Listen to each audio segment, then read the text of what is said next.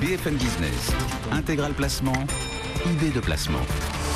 Et une actualité brexitante en ce moment. Tiens, justement, ce Brexit, après le choix des Britanniques, vous êtes quelques-uns à nous demander des conseils pour votre épargne, pour faire les meilleurs choix de placement. On va vous apporter les éclairages avec José Fernandez, le directeur de l'offre financière à l'UFF. Bonjour José. Bonjour Guillaume. Bienvenue sur BFM. Ce Brexit, il entraîne un contexte particulier aussi pour les épargnants ? Absolument, mais j'ai envie de dire pas tellement plus que ce que le futur Grexit qui nous était promis apportait également aux épargnants, ou que ce que 2008 ou 2011 nous ont apporté. Il faut se dire que depuis 8 ans, les investisseurs, les épargnants ne sont pas du tout ménagés. Il y a beaucoup de stress. On a des hawkers parfois sur le marché.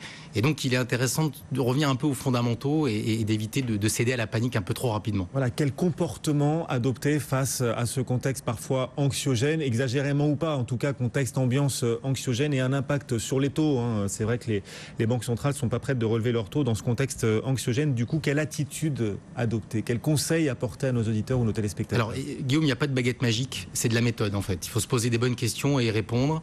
Il faut avoir du sang-froid et prendre un petit peu de recul. C'est pas toujours évident. Donc souvent, il faut demander à son conseiller de le faire à sa place parce qu'on est un petit peu trop partie prenante. L'environnement est un peu compliqué, c'est vrai. Il est assez atypique. Les taux sont très très bas et donc difficile d'aller trouver du rendement dans ce qu'on appelait des classes d'actifs plutôt peu risquées ou sécurisées. Donc on n'a pas le choix, il faut aller trouver du risque. Et donc pour aller trouver du risque et donc du rendement, il faut le faire de manière un peu intelligente. Et avant tout, il faut se poser la question sur son propre patrimoine. Qu'est-ce que je détiens déjà?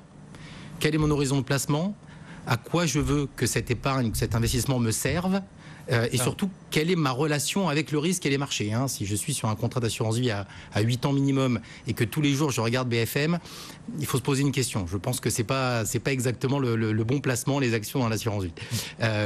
Donc en fait, il faut de la méthode. La méthode, c'est quoi? C'est je vais chercher à construire quelque chose qui va vivre avec moi, qui va dans la durée atteindre les objectifs que je me suis fixés et qui va surtout correspondre à ce que je suis comme épargnant et à ma situation patrimoniale. Donc le premier réflexe à avoir, qu'on soit angoissé ou pas par le contexte politique ou économique en Europe, le premier réflexe, c'est de penser à soi. Penser à soi et s'interroger sur ses propres envies et en fonction, derrière, adapter son allocation à son patrimoine. C'est exactement cela. Si je veux préparer les études de mes enfants, préparer ma retraite, préparer une acquisition immobilière, je ne vais pas m'y prendre exactement de la même manière, surtout si j'ai 3 ans devant moi ou 8 ans devant moi.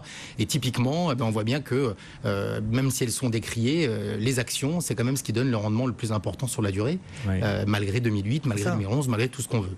Alors après, il y a de la méthode à avoir. C'est que lorsque je construis une allocation, je peux y mettre de l'immobilier, des actions, des obligations.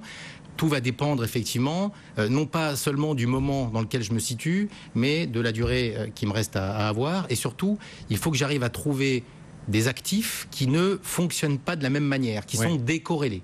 Alors on parle souvent de diversification, c'est bien. J'investis pas qu'en France, j'investis en Europe, j'investis sur les pays émergents, je peux investir aux États-Unis, j'investis sur différentes classes d'actifs, des obligations, des actions.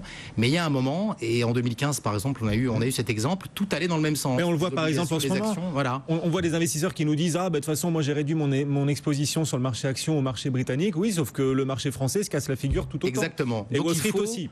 Il faut que ce soit décorrélé. Donc il faut qu'on réussisse à trouver des supports d'investissement qui ne vont pas dans le même sens. Et quand certains font grise mine, d'autres tirent un peu leur épingle du jeu. C'est pas évident ça. Ça veut dire qu'il faut non seulement diversifier son patrimoine, investir sur plusieurs zones géographiques, pas sur une seule, mais en plus trouver des actifs décorrélés. Alors ça peut se faire comment? On investit à la fois en bourse, dans l'immobilier, dans l'assurance vie. Il faut tout avoir, tout type de placement? C'est un peu de tout ça. On dit souvent, l'adage dit ne pas mettre ses œufs dans le même panier. Mais d'abord, il faut se poser la question de savoir si son régime alimentaire c'est des œufs.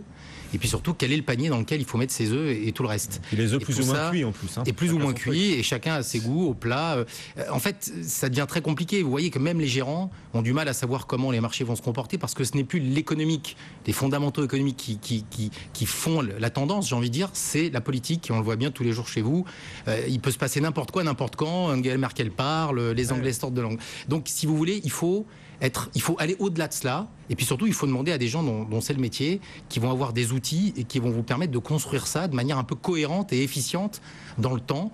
Et puis surtout, il faut encore une fois que ce soit une épargne qui vous corresponde, donc qui soit en phase avec ce que vous vous attendez, ce que vous espérez, et puis votre stress ou pas de voir cette épargne de temps en temps prendre des coups, sachant que sur le long terme, vous allez en général être gagnant. Donc on rappelle votre conseil pour nos éditeurs, nos téléspectateurs: diversifiez vos actifs, vos placements, choisissez des placements décorréler. Absolument. Si les actions montent, que ça choisissez aussi de l'immobilier, comme ça voilà, les tendances ne sont pas forcément les mêmes.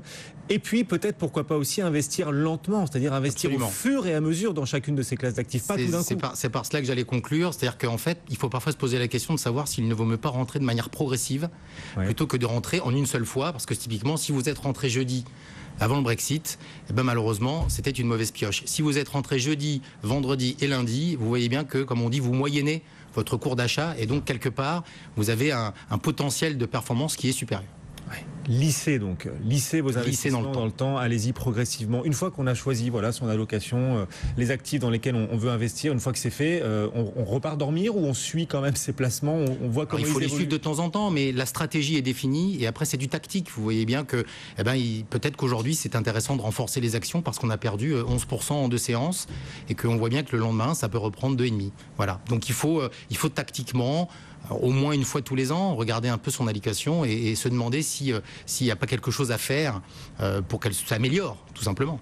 Voilà quelques conseils sur le bon comportement à adopter, la bonne stratégie globale face à cet environnement un petit peu anxiogène après ce Brexit. Merci beaucoup José d'être venu nous voir. José Fernandez, le directeur de l'offre financière à l'UFF. À bientôt. Merci à vous.